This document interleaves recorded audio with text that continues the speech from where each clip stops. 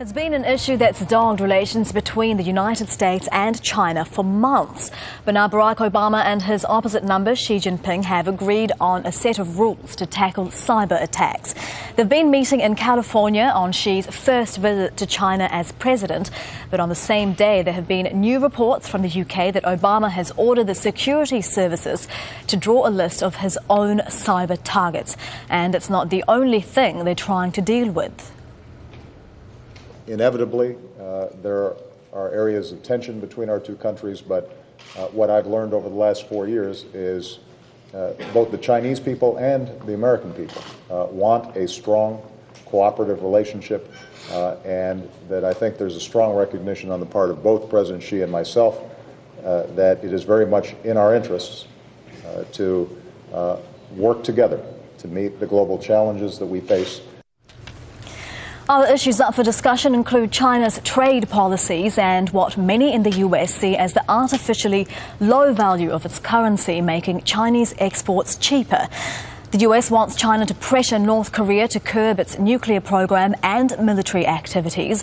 And there's also tension between the two countries over who has the most influence in countries in the Asia-Pacific region.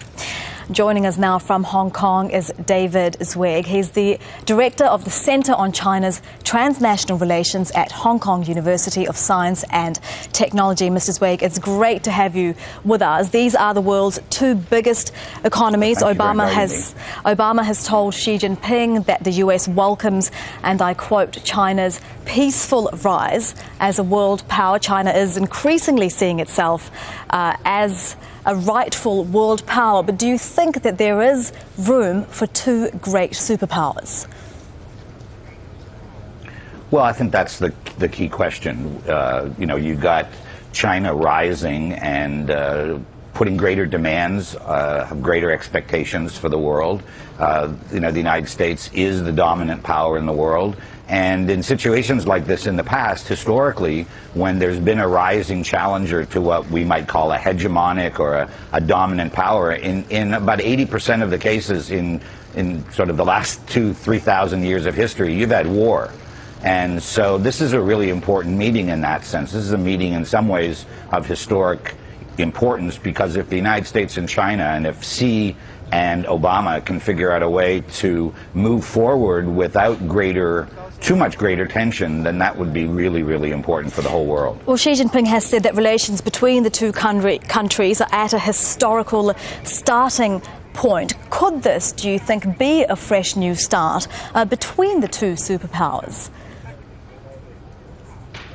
Well, I think it's not I don't believe that history changes on these kinds of things. You need a much greater crisis or something like that would make a difference. But I think the leadership, the ability of these two men to be able to get along is absolutely critical. As China rises, there's the greater unfortunate a risk of mistrust. Both countries actually don't trust each other very much. China mistrusts the United States, that it's trying to hold China back.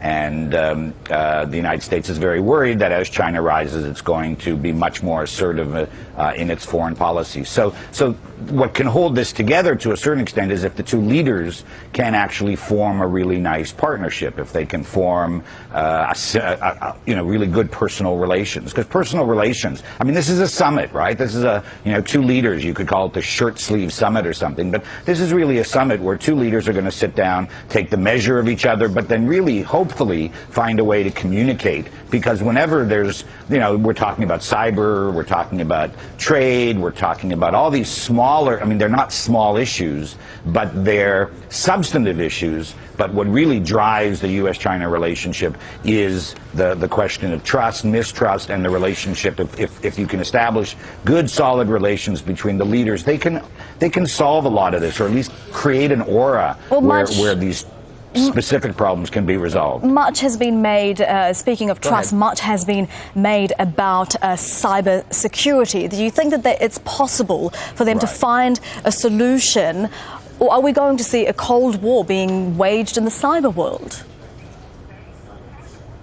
Well, I think that they can sit down and work out some. I mean, part of the problem would be that China has to at least back off a little bit. I think that's important. I think it's actually much more important that they stop doing it commercially rather than they do it in terms of strategic, because I can't believe that the United States, with 16 intelligence agencies, is not trying to do much of the same thing that China is trying to do. In today's news, these recent revelations show that, in fact, the United States does bug people and does go into cyberspace looking for information. So I can't believe that the United States isn't doing that. I think, it's probably much more important for business and to get the Chinese to stop doing the hacking in business. And intelligence services, the United States will figure out a way to stop doing it, to sort of, hold back on China. But it would be very nice if both sides can sit down and say, look, we're not going to, I mean, one of the agreements that they have to reach, and I think they've been working on it, is, do you just use your cyber attack to knock out the other country's electricity? I mean, if they did that, that would be a disaster for both countries. So those kinds of things, attacking infrastructure, clearly that has to be on a no-hit list. All right, we'll have to leave it there with David Zweig from the Hong Kong University of Science and Technology. Thank you very much. Thank you.